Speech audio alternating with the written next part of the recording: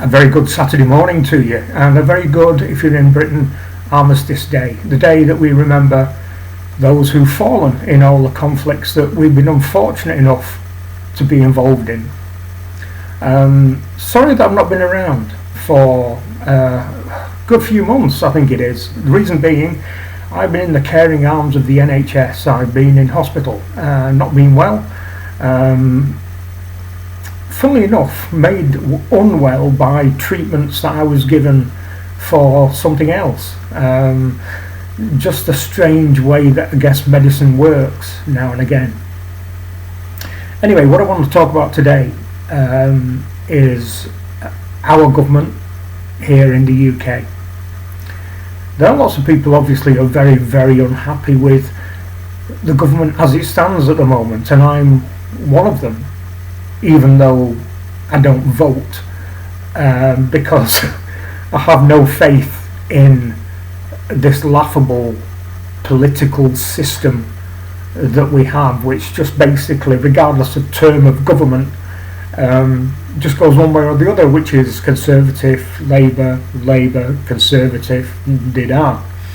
And the way things are right now, what you've got are two political parties right at the top of the tree who are the same in effect.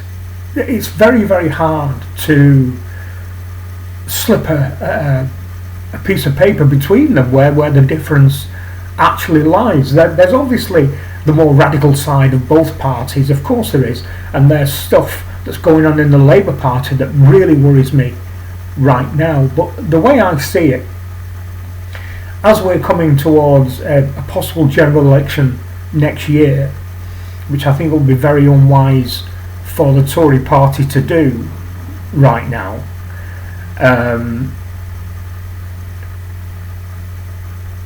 the Tory party at the minute, the ruling government, if you're not in the UK,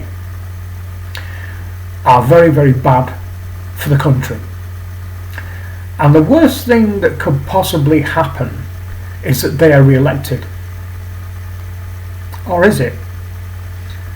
The actual worst thing that could happen is that they're replaced by the Labour Party. Now sadly, the deputy leader in the Labour Party, a lady called Angela Rayner, is my local MP. And she's based in my local market town of Ashton-under-Lyne. And not only is she stupid, she doesn't care. She is more interested in looking good for the camera. If you've ever seen Prime Minister's Question Times, and if you're abroad, Prime Minister Question Time is a televised question and answer session on both sides of the House of Commons in Britain, where opposition parties can ask questions of the Prime Minister, i.e. Prime Minister's questions, or as we call it, PMQs.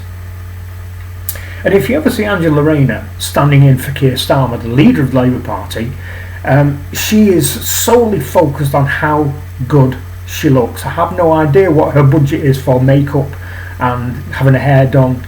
And I know she'd recently paid, I think it was £5,000 to have a boob job done, that kind of thing.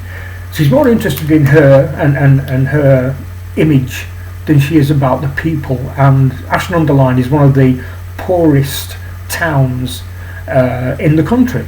Manchester as a whole, Greater Manchester as a whole, has been shown to be one of the poorest, neglected big cities in the UK. So what has all this got to do with what I want to talk about? Well, the Tory party right now are in a place where it's run by an Indian Prime Minister who, one, is unelected. Now, how did our country ever get to a point where, as we created government, the whole universal thing known as government, how did we get to the point where it was okay for a country to be governed by a man who the electorate didn't put in place? How did that happen? I don't remember that change. I don't remember a piece of legislation where it said any ruling political party can now just elect within themselves a politician to be not only leader of the party but Prime Minister. I don't remember that. If any of you remember that, by all means let me know, and when that happened, because I don't know. And two, he has no love for this country. Before he became Prime Minister, he had a green card to go and live and work, or work, if you can call it that, in America. His wife is a billionaire, she would go to America as well. He has no love for this country. And I think that can be said for quite a lot of the politicians who are in the cabinet right now, except for perhaps Suella Braverman, who's making very, very controversial statements right now. Not controversial from my point of view, of course, but controversial from all her colleagues who don't want to appear racist, don't want to rock the boat, don't want to say anything that may have people thinking that cultural diversity isn't the strength that we were told that it was. So, going back right to the beginning, this is my concern right now as to why the government of the day should be concerned. We're all aware that what's going on in the Middle East right now is a problem that will never be solved. It will never be solved because, and I'm going to make a video about this, but very briefly, this problem, unlike what a lot of people may believe, doesn't go back to biblical times, really. Not in the old biblical mythos that we all know about. I don't think it goes back that far. It goes back to the Balfour Declaration, I think 47, 48, something like that, where Britain got involved and said you can have this piece of land. And throughout the 50s, the 60s and the 70s, agreements were made where the land was going to be sacred to both Israelis and Palestinians, and yet Israelis thought, oh no, we'll take a bit of more land and that kind of thing. And what's happening now is that we've got all this so-called support for Palestine. Massive marches. We have a massive march scheduled in London today by Palestinian supporters.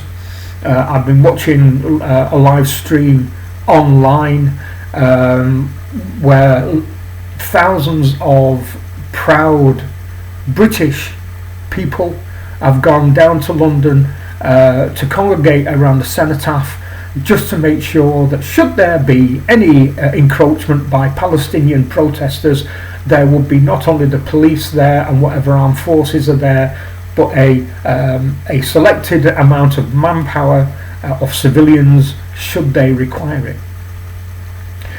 Now, in this country we have the right to protest because we are a free nation. When I say we, I mean anyone who's here, whether they've been an indigenous person like myself or a long settled person, no matter of your skin colour, creed or religion. But what I think is happening at the moment is all these people I apologise, let me take that back. A large percentage of these people who are so-called protesting for the rights of Palestine are also radical Muslims who are doing it to make a point that they are now in a situation where there is enough of them to cause problems for the Britain that we know and the Britain that we believe have all the standards and the moralities and the codes of living that we adhere to every day. I don't think it has anything to do with supporting Palestine at all. You will see the black and white flags that you used to see when they were supporting ISIS and things like that, and there you will hear chants of Allah Akbar and all that kind of thing. Now that's not supporting Palestine. This is something completely different. So why am I saying the government should be worried? Well, I think we are getting fairly close to a point where the people, the indigenous people of this country and the long settled people of this country who love this country, who've made a good life for themselves in this country, will stand and say no more. because they're seeing people like the Met Police standing in cowardice who will not deal with violent protesters. So the people will take over. British people will only be pushed so far. The great thing about British people is that we are kind, we are very moral, we're very welcoming, and we will take people. If you've got a genuine problem, we will always try to help, take you in and assist in any way that we can. What is happening now is there is a group of people, an ever increasing group of people, who believe that they can pee all over that, and they can't. So I believe what will happen is that the good, strong, national supporting British people will, if the government of the day, using the police forces from all around the country, don't stamp on this, the British people, as we've seen today at the cenotaph, they will stand against it, and we will have a, for want of a better phrase, a war between two sections of the community. We, however, as a country, have caused this. What has happened since Angela Merkel said, I can't remember how many years ago now, 10 years, 12 years, where she said, come on, come all, we can take everybody.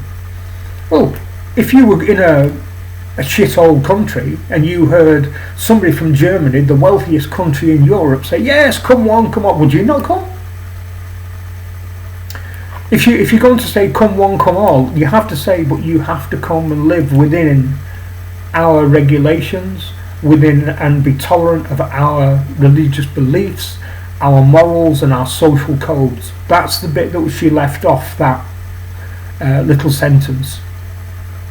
And we just followed on, even though we were nothing to do with the EU at that time particularly. We weren't really, the strength of the Brexit movement was growing and people were pulling away. There were a lot of people pulling away from Europe. So she made that statement, and of course they came, and as soon as they got into continental Europe, it was only a short hop, skip and a jump across the channel into Britain. And as we've seen, the government have just laid down and let countless people in. The RNLI and the border force, yeah, right, have let them in, and we've now got hundreds of thousands of people who have no love or care or respect for this country. So I believe that the government have a very, very crucial decision to make, because they're going to have a violent group of people who have no love or respect for this country, and a very big, angry group of indigenous and long settled people who love and care about this country and care about its traditions, who will stand up and stand proud against this other group. Now, if that happens, that's going to be a very, very unpleasant situation.